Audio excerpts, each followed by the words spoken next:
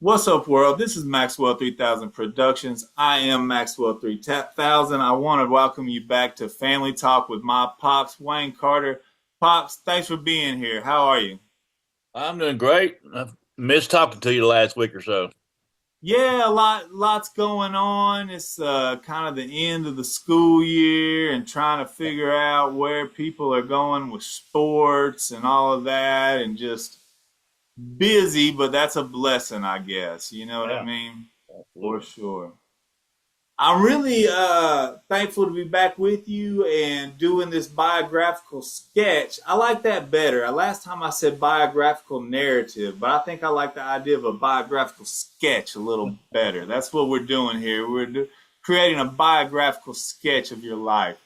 Um, and we talked a lot about kind of the transition last time and your transition into this role in your military career to this reserve component, but a more of a frontline management position. Is that kind of correct?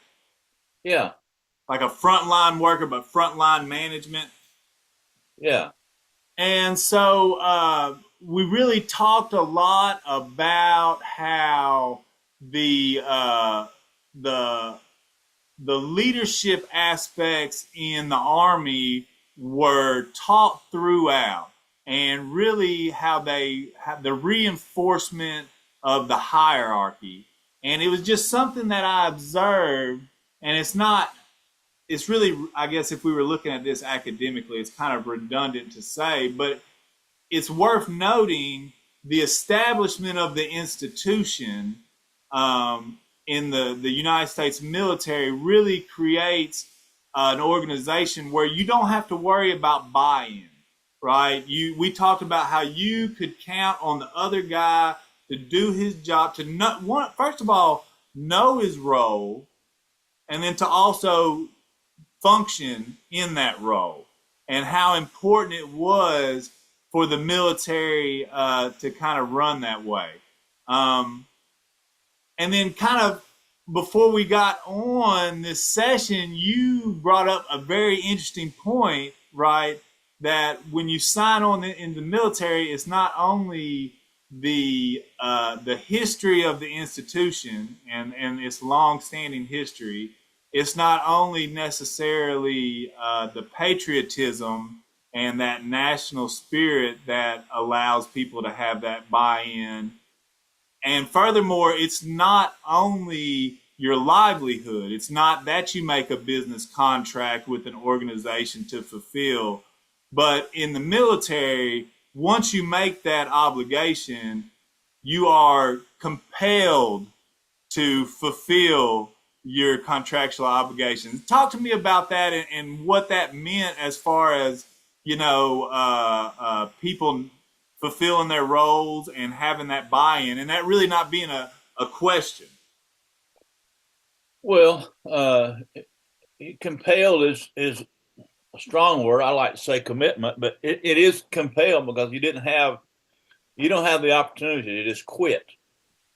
You know, you've committed to doing something in an organization, and by law, you're now required to do what you said you was going to do. And because we're now in an all volunteer army, back when I first enlisted in '73, it had the draft going on. And so there was really a compelling thing, and by some folks who didn't want to do it. But now, and this time frame we're talking about now, when I'm in this reserve component, is at this point has become an all volunteer military. So you're doing it because you want to be there. Nobody's forcing you to do it. And once you sign that agreement, then you are compelled. But I think that was part of one of the things of growing up like I did is was the idea of, okay, if I said I was going to do something, I was going to do it. I mean, that was your word, that was your honor uh, for yourself and for who you were.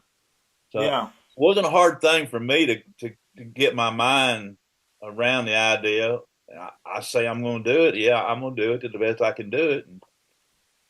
Do you think that the all volunteer aspect created maybe more of a buy-in than in the years past? Because like you said, people did want to be there, and they understood the kind of the consequences of maybe not fulfilling their obligations, and so people are already kind of bought into the organization before they even come in. I think that's true. Yeah.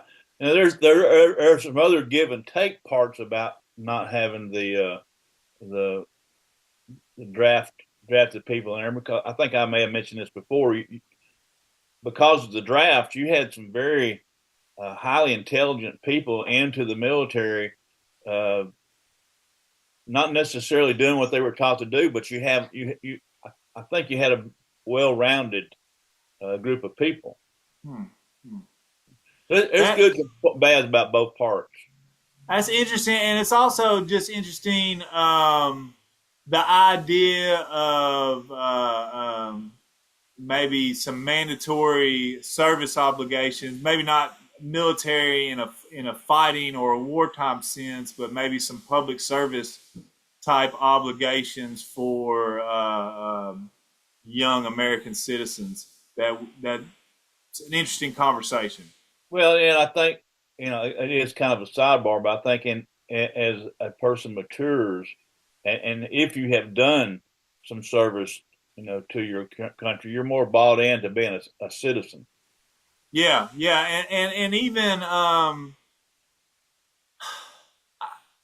think about being bought in as a citizen, and also kind of the education of how it works, right? How public service institutions work, and not just on a kind of a macro scale, but actually the inner workings and the mechanics of those things. That's a whole nother conversation. That's very interesting. You probably have a lot of. I know you have a lot of insights on that.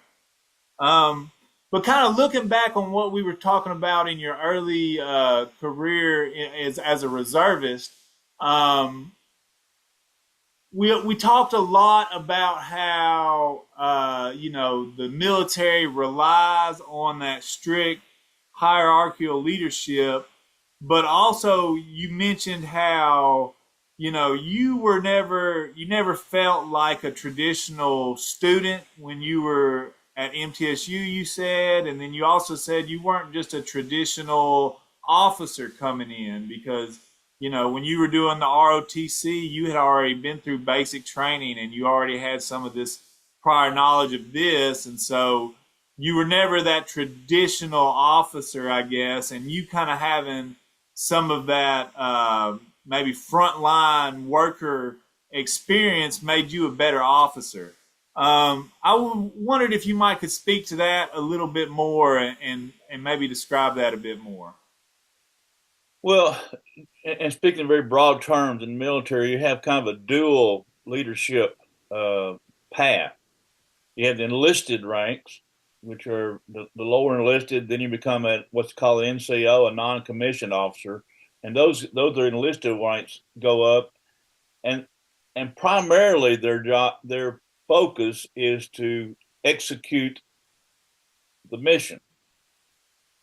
Whereas in the officer side of it, you're planning the mission, and so as you go up, and I'm as we're talking in the time frame we're discussing today, I'm a young lieutenant, uh, second lieutenant and then become a first lieutenant. But as lieutenant, you're really learning the ropes, and if you're smart, you allow those NCOs that have been around for a while to have a whole lot more input to it, and you kind of learn it.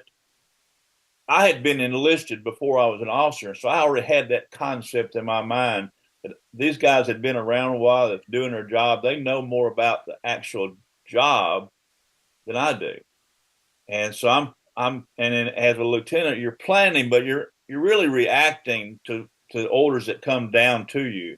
There's not a lot of planning uh, in regard as a young lieutenant. May plan work schedules and who's going to go on a particular mission, those kind of things. But again, you had a lot of input from the NCOs on that. So as you go up in the rank, you start to get a little more uh, ability to make decisions. And we'll fast forward just a little bit, just but so you remember when I years later in my military career when I became a battalion commander, and this be 20 years from where we are talking about now. At that level, I'm a lieutenant colonel at that point.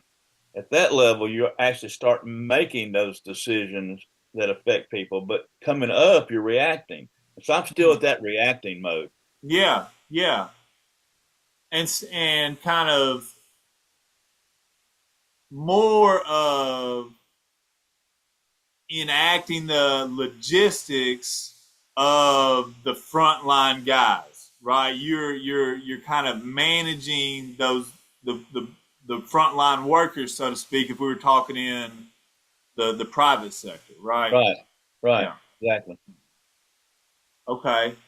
But you having that kind of enlisted perspective gave you the advantage of understanding that it's the people in the field that really know what's going on. And we can translate this to any discipline academically or in industry, right? We can look at the numbers and kind of make an analysis, but it's going to be the people that, like in the medical field, it's going to be the people at the clinics that really know the behavior of the symptom, right? You can describe it through literature and through analytics, but it's the people that are on the front lines that know the practicalities of troubleshooting, of what goes right and what goes wrong. And so, from a management perspective, you really want those insights in whatever decision that you might be able to make, right?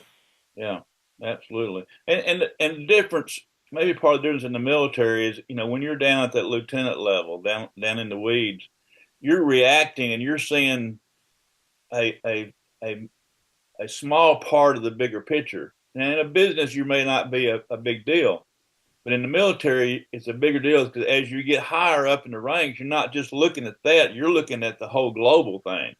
So, Yeah. because something may not be the best way to do something or a reason to do something at a micro level, you're looking at the macro. It's a reason we're doing it. It may not necessarily make sense to that guy on the ground. Yeah, and like you said, we'll get into that as we go through your story. I wanted to kind of transition into your private career, your career in construction. As you came back, you said you started working with Granddad and kind of getting back into the construction industry. I want to know how that kind of worked out. You said one of the first things you worked on was a bowling alley. Now, was that how was that? Was that a union job or was that a private contracted job? How did that come about? Well, it's interesting how you use both those terms in the same sentence because it really does kind of parallel the military. It- we worked through the union, and so because we're working, you would get be able to go to different jobs depending on what's going on uh, throughout the country. And so the labor force would be the sort of the union part of it. And you went to a job, there'd be a supervisor or superintendent, and that would be the officer side of it. And so the big company by itself, the company itself would like be the U.S. Army organization. They have to deal with both the union, which is the enlisted folks in the Army, and they have their mission that they've sent this superintendent down to accomplish that mission. Yeah, The officer side of it. right. So That's it really interesting. does parallel. Yeah, that's an interesting parallel. Um, so tell me about some of these early jobs. What what did the bowling alley job look like? You mentioned that a couple of times. Talk to me about that a little bit. When did y'all get started on that? And Well, kind I of don't what remember, was man. that? What did that entail? That was a big learning experience for me. I had at that point worked in construction as a laborer, and finally got in as a carpenter, an apprentice carpenter, and so forth. Had always been form work, putting together forms to put up to pour concrete, Oh, major stuff. concrete, yes. And so that was, and I kind of got that. That wouldn't, in my view, this is me. It wasn't that much of a craftsman to have to do that. But now this bowling alley was a different ball game. Yeah. Putting together a bowling lane. I mean, the cuts had to be exact. They had to fit perfectly, and to put the bowling alley together, the lane together itself, they use these screw nails that are about that long, because each one of those if you look at a bowling lane, it's about this thick for bore, but they're really that thick. You're looking at them long ways, and so you're nailing these things together. And we didn't have nail guns and all that stuff back in my day. So you're nailing these things with a regular hammer. Now, if you nail screw nails together with a regular hammer all day long, your Hmm. elbow is wore out. And for a long time I'd wear a little brace on my elbow because it was tough. And Yeah. I thought to I don't think I ever said anything, but I thought I hope I never have to build another bowling alley. How long did that take y'all? Did you come in? Did you start with the beginning of that and see it to the end, or did you come in and it was already started? It was already started. They Okay. already had the building together, and Yeah. so when I came in, we was putting the lanes down and all the hardware and those kind of things that put together. So it was pretty neat to just to be able to do it because I'd never done it before. Yeah. Yeah. About how long did y'all work on that? I think I was on that job maybe 2 or 3 months. And that was at the beginning of '78. So that gets you into the summertime, maybe? Is that Yeah, right? and after that is when I went to Hartsville on the nuclear plant. Okay. Yeah. Talk to me a little bit about that. So the nuclear plant, what did you know about it? Or what do you know about it now, I guess, as far as them building it and what was the plan? What do you know about it and everything What ever was came funny is online? back a few months ago, I was over your area, and I don't maybe you or your sister one. I said, well, let's drive over there. I'd like to see the place, and you can't recognize it now. You I will Most of the nuclear plant, as I knew it, was underground. Yeah. It's and so we're building forms and pouring concrete, and it's all that reinforced concrete. And you have steel bars that were an inch and a half in diameter. I mean, we're talking about some major steel bars Yeah. uh, that was in there, and that's what we did. And so you did you kind of built this really large complex underground. Well, I You worked were on. I didn't finish it up, but that's I worked on it. Yeah, what? So I'm that trying. I know. that So project went for years. I right, don't and think I it know ever got that to it. you worked on the cooling towers. Is that correct? I did. That was later. I went out there. I went back again. I worked out there for a while. Um, So what did you do the first time? Were you working on setting the forms and the steel for the pour of the yeah, concrete? yeah. And it was that underground? Well, it would have been underground. I mean, because you dig it out. But it was dug. It was it. That's what I was wanting to ask is how was it dug out? Yeah, describe Yeah, it that was part dug of it. out, and then you build whatever you're building, and then they got put it back dirt over top of it. Yeah. Could Man, I just wonder what that looked like from an aerial view Yeah. as it was dug out. How did it perceive to you? Did you realize you went down a little bit, or was Oh it? yeah. Then a Uh, lot. Now, to where we had to park was, I don't know, half a mile away from where we ended up. They would bus us in from the parking area down to our workstation, and you would go down. Uh, like a switchback, road. Yeah, like a switchback road. Uh, it was fascinating. yeah, And later on, we worked on the cooling towers, and I don't remember how I ended up back over there, but that was the scary part to me. I didn't really mind heights, but if you know a cooling tower is kind of an hourglass shape, and you're going up, it's fine, and when it's going straight up, but at some point it's going back out, yeah. working like that, and that's yeah. So what is so? And forgive my ignorance because I just really don't know. What is kind of the process of setting the rebar and the steel pipes, and then you twine them together with some steel twine in columns? Is that right? And then how do you? Well, it depends on if you're doing a column or if you're doing a wall or if you're doing a flat floor. It's Sure. how the steel is set.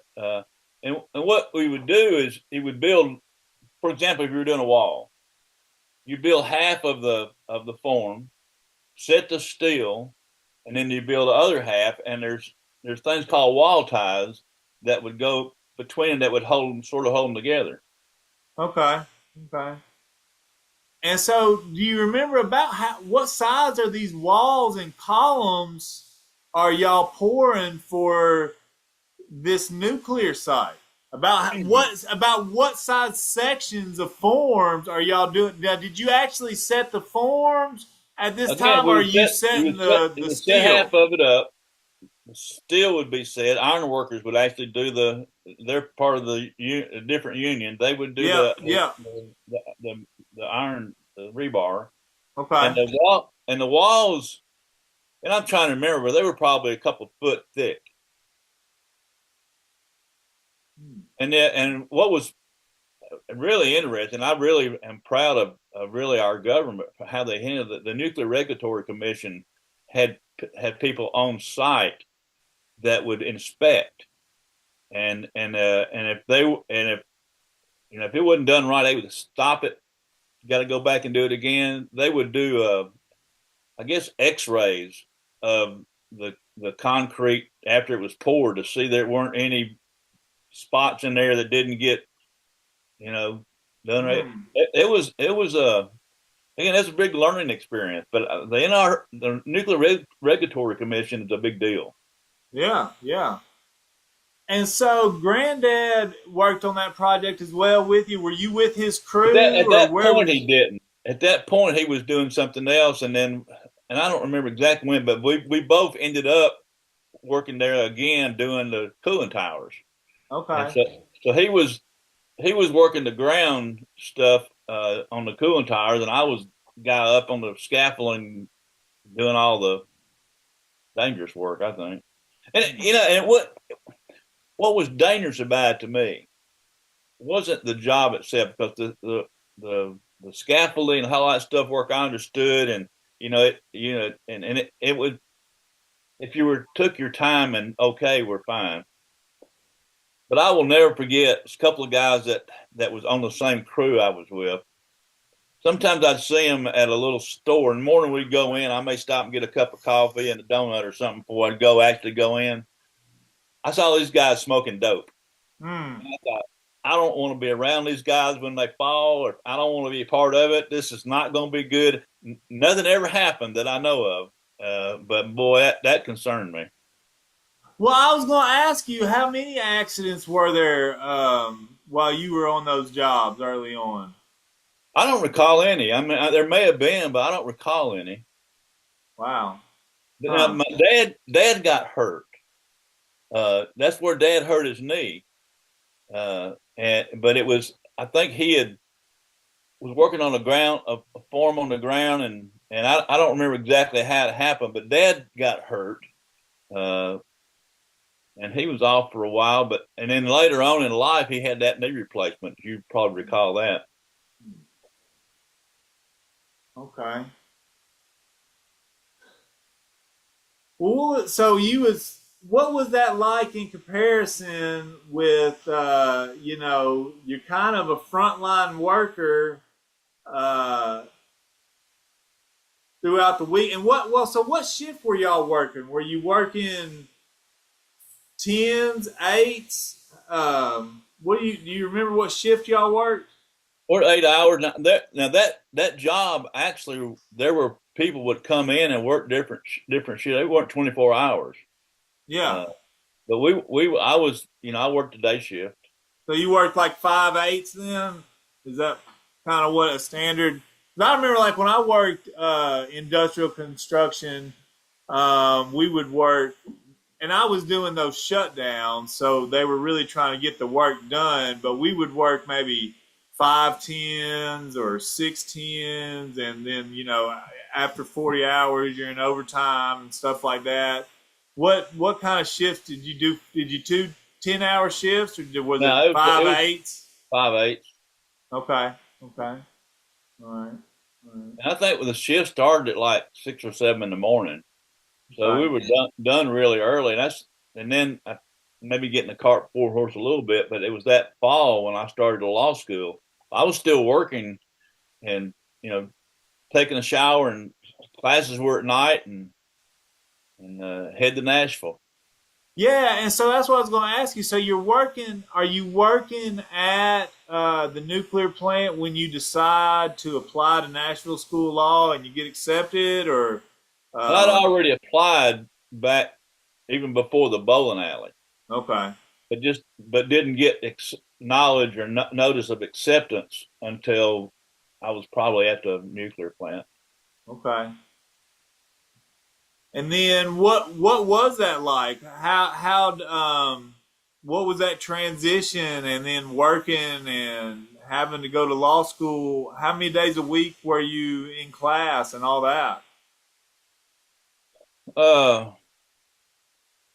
I'm trying to think. Class was it was either 2 or 3 nights a week to start the first year or so, and so yeah, that was I couldn't do it now. Yeah, I didn't get any sleep. I just I was up, and there was a bunch of people that worked at the nuclear plant, and so they actually had van carpools, and so I got to ride in a van.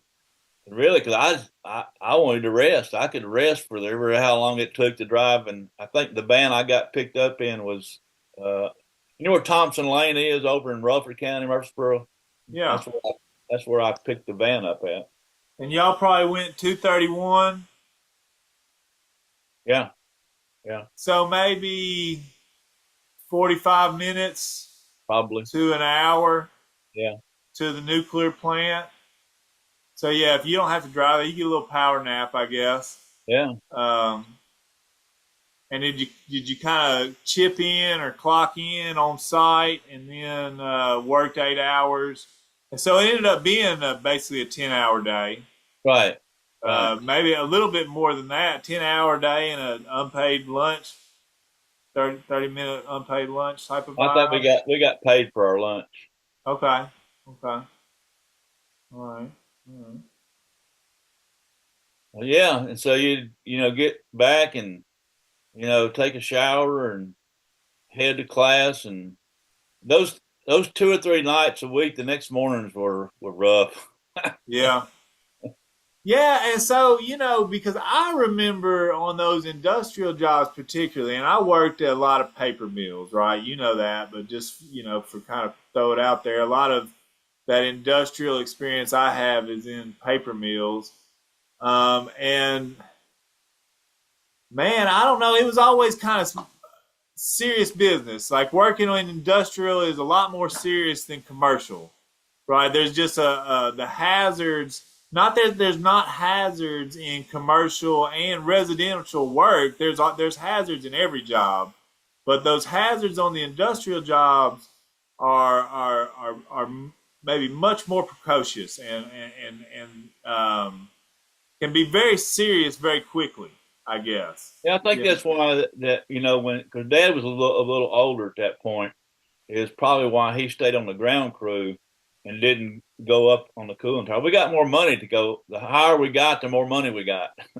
Yeah, that happened with us as well. Working on the in the paper mills as well, and I just know, like for us particularly, we had to have a lot of training as far as breaking lines and if there's caustic chemicals in lines and stuff. A lot of safety training. Did you have to go through a lot of safety training before you Yeah, could get on certain job sites? correct.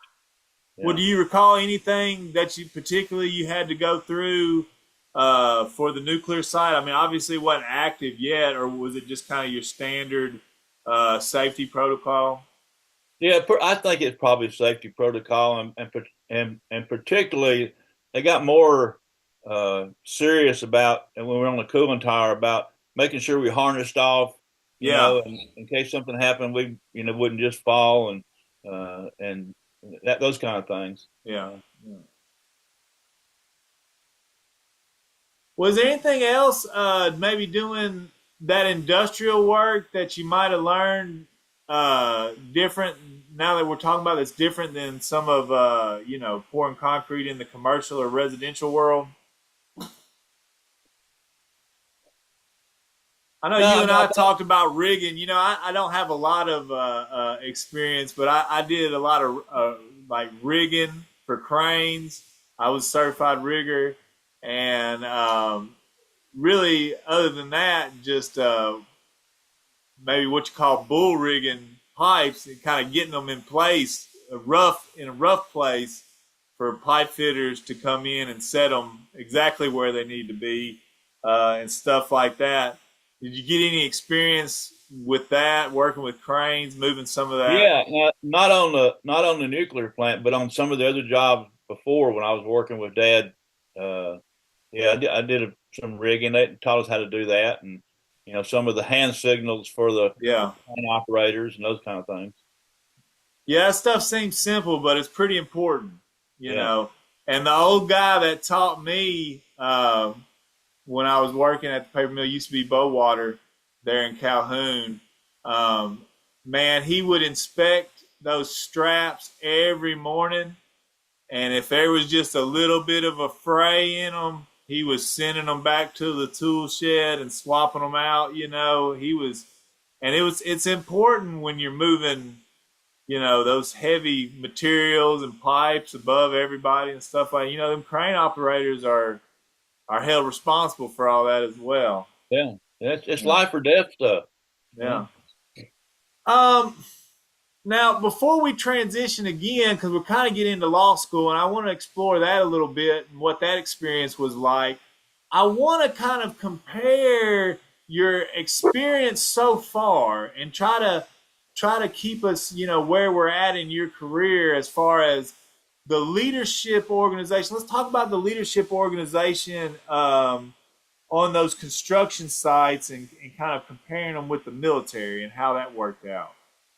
Well, a lot of this that you learn from hindsight, looking back at it. But one of the things that I think you learn on the construction site, particularly working with out of the union hall, is that eh, on one job you may be the steward. The steward was the guy that was kind of over uh, coordinated between labor and management, and that was just.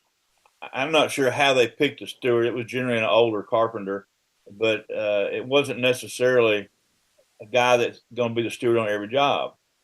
And Dad taught me this. He says, you need to treat everybody decent because this job, this guy may be the steward. On the next job, it may be somebody else. And so you always you want to keep a good relationship with folks because you never know who might be the guy in charge. And later on, when Dad became really part of management because he became foreman of a job. foremen of construction jobs, and so he's kind of rotated into that management area. May not be the manager on this particular job, but he may be the manager on the next one. The Army does that in a way, and I thought about that after we and I talked last time. Particularly, I had a bunch of roles in the Army. I've been a staff officer. I've been in charge of operations. I've been in charge of logistics. I've been in charge of personnel. I've been a commander. And so you got to understand your role. You know, I got this role as a personnel guy. I'm gonna do my best, but I also understand that the logistics and the operations guys, we're all figuring out how to do this mission, but ultimately the commander's got to figure it out. And so you don't take anything personal.